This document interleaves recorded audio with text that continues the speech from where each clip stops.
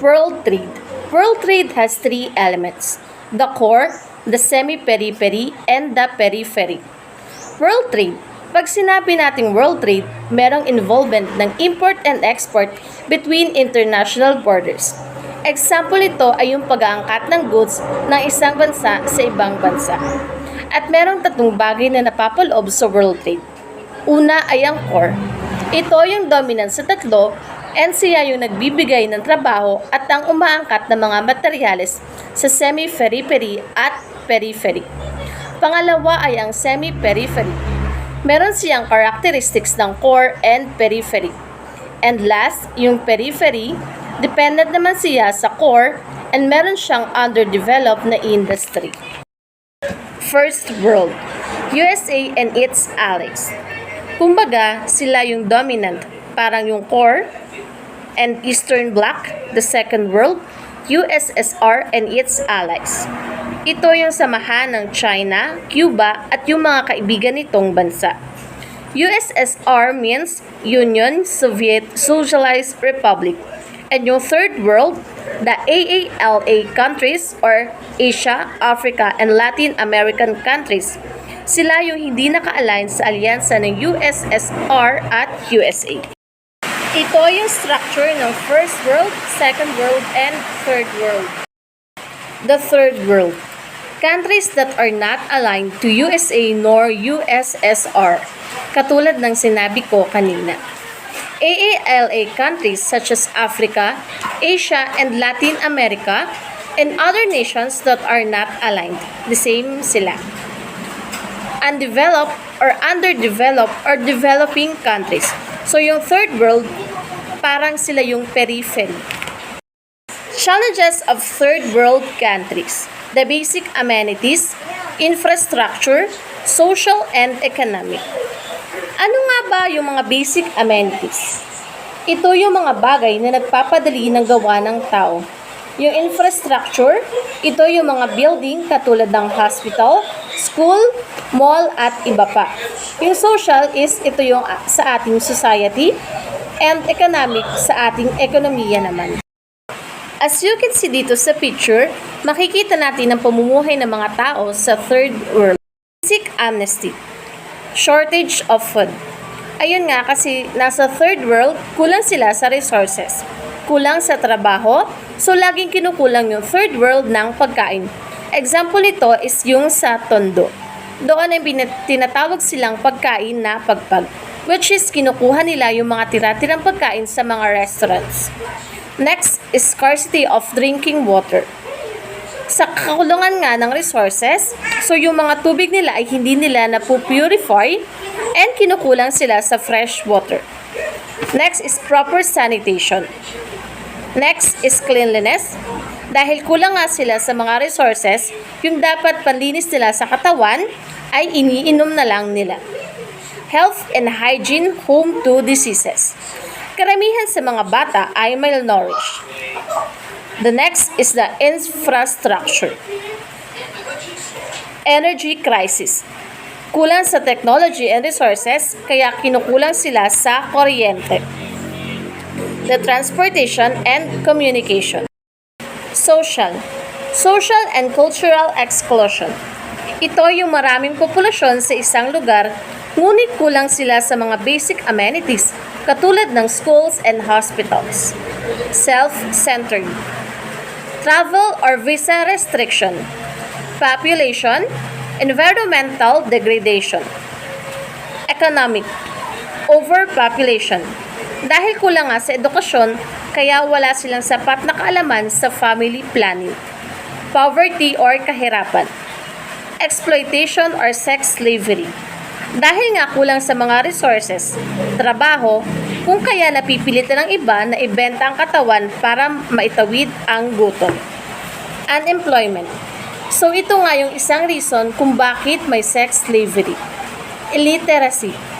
Lack of professionals and specialists. Dahil nga sa kahirapan, kaya doon na lang sila lumalapit sa mga albularyo. Imbes na sa hospital o doktor sila pumunta. The Global South comprises 49 countries least developed. Dito makikita natin yung 49 countries at yung iba doon ay hindi pa sila well-developed. Used as an alternative to Third World during Cold War to distinguish the developing nations. Yung Global South ay pinasubstitute sa Third World para ma-distinguish yung mga developing nations. Nations are often described as newly industrialized or in the process of industrializing, unable to evolve an indigenous technology appropriate to their own resources. Kaya nga yung Third World at Global South ay nakadepend sa First World at sa Second World kasi kulang sila sa resources. Tunay nga na napakaunlad ng North, kaya tinawag na the Rich North and the Poor South. The Global Cities. Why study global cities? Globalization is spatial. Globalization is spatial because it occurs in physical spaces. Globalization is spatial because what makes it move is the fact that it's based in places. Defining global city. According to Saskia Sassen, define global city where it is primary economic. Identified 3 global cities: New York, Tokyo, and London. Definitions. According to Saskia Sassen, the global city is identified in 4 ways. First, key locations for finance and specialized service firms, which have replaced manufacturing as the leading economic services. Second, sites of production, including the production of innovations in leading industries. Third, highly concentrated command points in the organizations of the world economy. And fourth, markets for the products and innovations produced.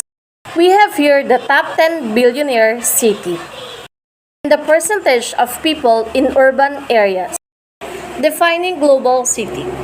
Other commentators expanded the criteria that Sassen used to determine what constitutes global city. Commentators expanded the criteria.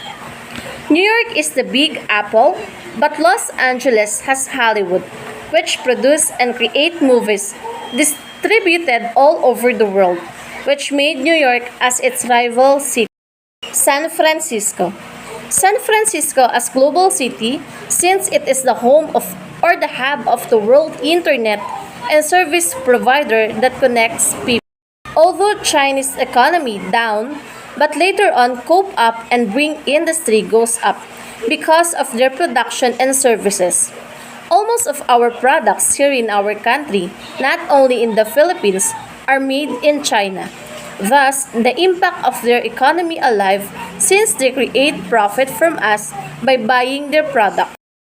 Sydney commentators expanded the criteria of it should a great place to live in. Melbourne. Sydney is the Australian center of globalization because of big investment rooted in the country. But in the other hand, Melbourne has the attribute of great place to live since it has good security, good education, and it has excellent services and education, which one of the reasons why foreign live and migrate. The theories of global stratification. Stratification and inequality. It means arranging something or something that has been arranged into categories. Social stratification refers to a society's categorization of its people into groups based on socio-economic factors like wealth, income, race, ethnicity, education, gender, occupation, social status, or derived power. Stratification refers to the range of social classes that result from variations in socio-economic status. Inequality occurs when a person's position in the social hierarchy is tied to different access to resources, and it largely depends on differences in health. Global stratification, system by which society ranks categories of people in a hierarchy. Modernization theory. theory of development and modernization to argue that poor nations remain poor because they hold onto traditional attitudes and beliefs. Technologies and institutions such as traditional economic systems and forms of government. Modernists believe large economic growth is the key to reducing poverty in poor countries.